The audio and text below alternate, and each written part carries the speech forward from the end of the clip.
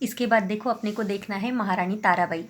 महारानी ताराबाई देखना है और उसके पहले अपने को देखना है राजा राम महाराज के कार्य। राजा राम महाराज के कार्य के बारे में मैं आप लोगों को यहाँ पे थोड़ा सा बताती हूँ, आप लोग ध्यान में रखेंगे, सुनेंगे, अच्छे से सुनना है और ध्यान लगाकर उसको मन में रखने की याद करने की कोशिश करना है। तो राजा राम महाराज के कार्य मैं आप लोगों को बता रही हूँ। राजा राम महाराज का स्वभाव कैसा था? बहुत ही मिलनसार था। राजा राम महाराज कैसे थे? विचारशील थे, बहुत विचार करके कार्य करने वाले राजा राम महाराज थे। और दूसरा कार्य उन्होंने कौन सा किया था? मराठों को एक सूत्र में बांधने का कार्य उन्होंने किया था, है ना। मराठों को एक सूत्र में बांधने का कार्य उन्होंने किया था। उसके बाद में उन्होंने औरंगजेब के साथ में धैर्यपूर्वक और संघर्षपूर्वक 11 वर्ष तक युद्ध किया, संघर्ष किया। किसने? राजा राम महाराज ने संभाजी महाराज के मृत्यु के बाद में 11 वर्ष तक औरंगजेब के साथ में संघर्ष किया। यह कार्य उनका बहुत ही ध्यान में रखने वाला उल्लेखनीय कार्य है। उसके बाद में पूरी सूझबूझ के साथ में सैकड़ों वीरों को तैयार करने का कार्य राजा राम महाराज ने किया। कैसे वीर? संताजी और धनाजी जैसे सैकड़ों वीरों को तैयार करने का कार्य राजा राम महाराज ने किया।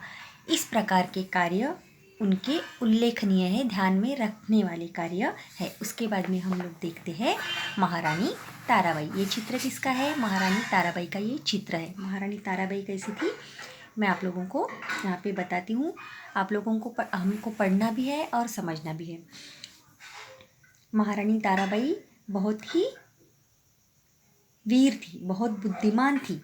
और उसके बाद में उनके ऊपर कैसे कैसे प्रसंग आए और उन्होंने किस प्रकार का कार्य किया ये यहाँ पे बताया है। अपन देखते हैं महारानी ताराबाई। छत्रपति राजाराम महाराज की मृत्यु के पश्चात औरंगजेब को लगा कि अब हमने विजय पा ली, परंतु स्थिति बड़ी विपरीत थी।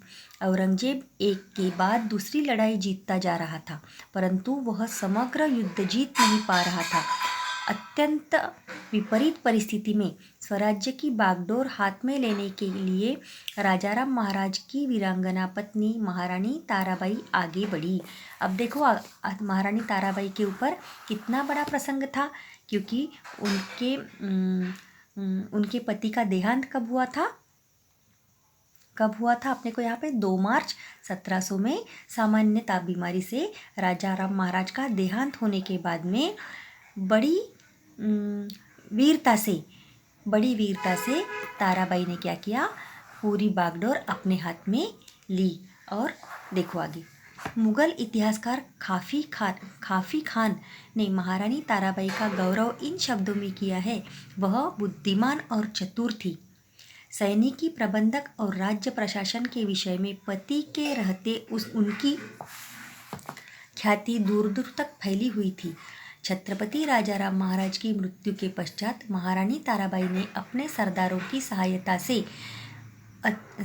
से अति प्रतिकूल स्थिति में स्वतंत्रता युद्ध को पूरे प्रयास से जारी रखा। औरंगजेब ने मराठों के प्रदेश सातारा पन्हाड़ा जीत लिए तो मराठे मुगलों के मध्य प्रदेश गुजरात तक बढ़ गए। ताराबाई ने युद्ध क्षेत्र को फैला दिया। कृष्णाजी सावंत, खंडेराव दाभाडे, धनाजी जाधव, नेमाजी शिंदे जैसे सरदार महाराष्ट्र के बाहर मुगलों के साथ संघर्ष करने लगे। यह युद्ध का पलड़ा बदलते जाने का संकेत था। महारानी ताराबाई ने 7 वर्ष संघर्ष किया और राज्य की रक्षा की। संपूर्ण प्रशासन को अपने नियंत्रण में लेकर सभी सरदारों को स्वराज्य के कार्य से जोड़ दिया। मराठे सरदार सिरोज मंदसौर मालवा तक पहुंचकर मुगलों के साथ लड़ने लगे। खाफी खान ने लिखा है, राजाराम की पत्नी ताराबाई ने विलक्षण घमासान मचाया। इसमें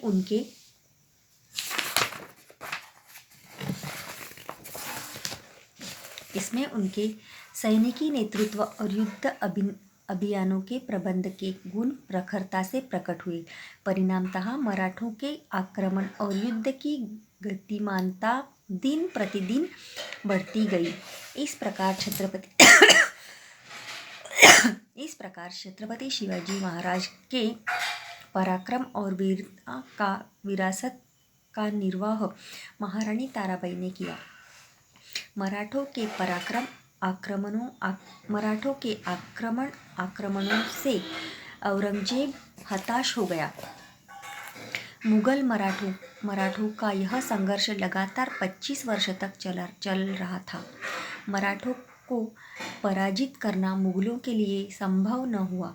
ऐसी स्थिति में ईस्वी सन 1707 में औरंगजेब की अहमदनगर में मृत्यु हुई। उसकी मृत्यु के साथ ही मराठों का स्वतंत्रता युद्ध समाप्त हो गया। मराठों का यह स्वतंत्रता युद्ध मुगल सत्ताधीशों की साम्राज्य लालसा और मराठों के मन में स्थित स्वतंत्रता की आकांक्षा के बीच का युद्ध था। इसमें मराठों की विजय हुई। यही नहीं बल्कि औरंगजेब की मृत्यु के कारण जो राजनीतिक